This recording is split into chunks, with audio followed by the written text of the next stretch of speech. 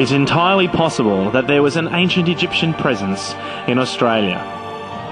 There's clear evidence in the historic record, in tomb paintings and actual artefacts, models and scale replicas, that ancient Egyptians were masters of the ocean.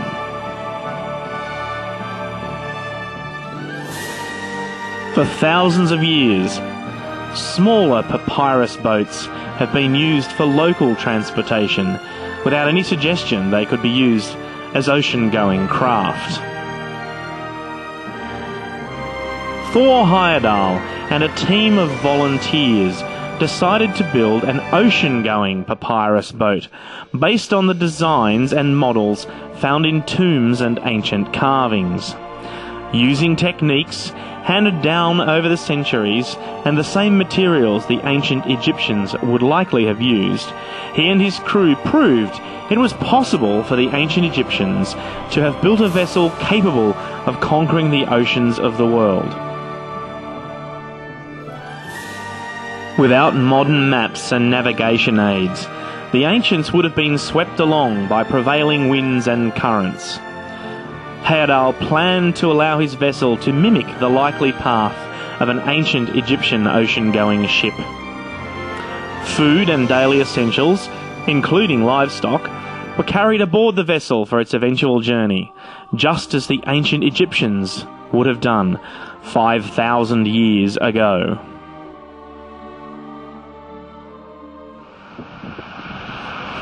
Back in the 1950s, Norwegian anthropologist Thor Heyerdahl noticed that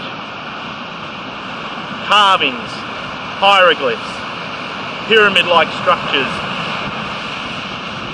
and other artefacts on the Marquesas Islands in the middle of the Pacific bore a striking resemblance to similar artefacts and structures in South America. He theorised that it was possible for peoples from ancient Peru to have sailed across the Pacific westward to settle the Marquesas and erect similar structures as were found in western South America. To prove his point, he built a huge balsa raft, similar to those used in coastal trade in Peru, and sailed it westward across the Pacific.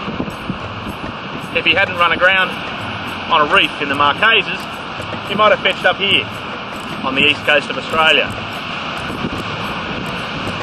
He also noted that the Incas, the Aztecs and the Maya in Central America built pyramids not unlike the pyramids in Egypt, which are renowned as being the oldest known structures of that type. He wondered, could the ancient Egyptians possibly have sailed across the Atlantic and colonised South America long before Pizarro and Cortez? To prove that theory, he built a papyrus boat, the Ra, named after the Egyptian sun god, and successfully sailed it from Morocco to Barbados on the edge of the Caribbean, right on the edge of the South American mainland, and proved that, theoretically, it was possible for the ancient Egyptians to have crossed the Atlantic and settled in South America, and perhaps have influenced the culture in that area.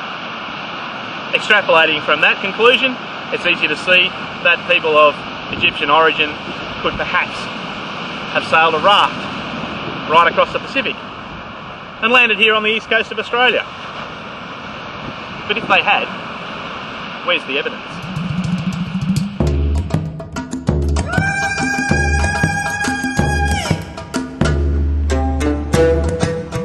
Of course, it's a bit of a clamber up from the water, quite high up here, but what we've got up here is very interesting and very well concealed. Hidden away high up on the side of the hill, a long way up from the ocean, there's a little cabin that leads to a big open cleft where we'll find something very interesting.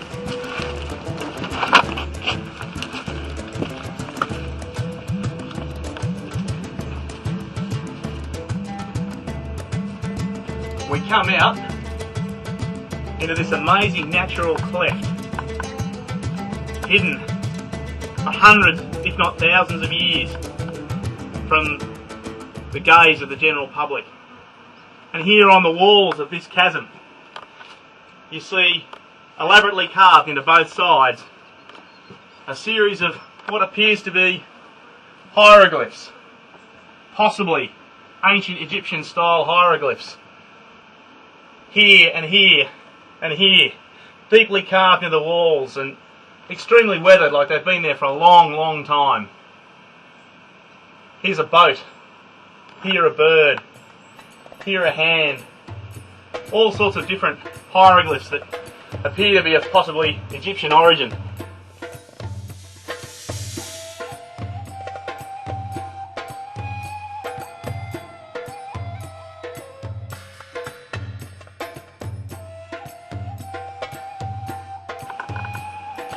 Some of them, we have a bit of an idea about the story behind them.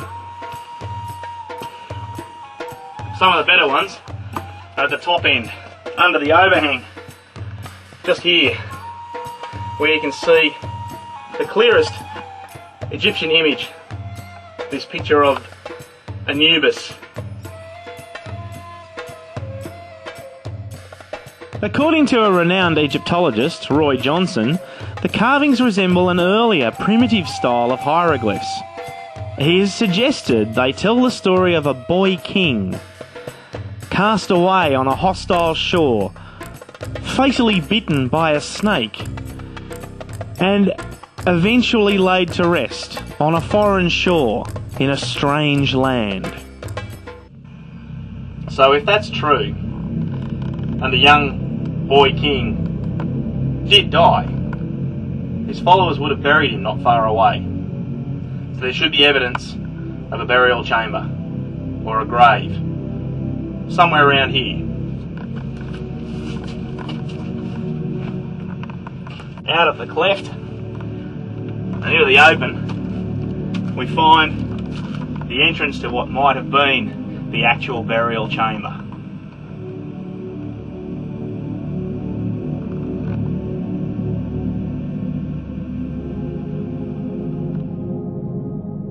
The hole in the roof is narrow, tight, but once inside, you can look back along what was obviously the original entrance, now blocked.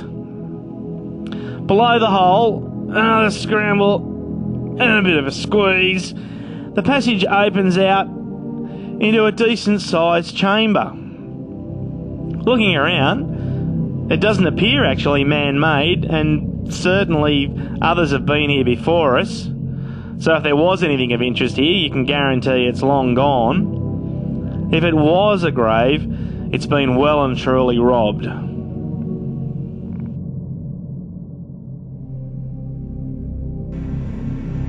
So we don't know whether there was ever a young Egyptian king buried here. There really isn't enough evidence to say definitely one way or the other. But what is clear is that someone spent a lot of time and a lot of effort and a lot of energy carving all these hieroglyphs into the rocks. If they do tell the story of an Egyptian king who may have been shipwrecked on the east coast of Australia some 3,000 or 4,000 years ago, then perhaps we need to rewrite the history books yet again.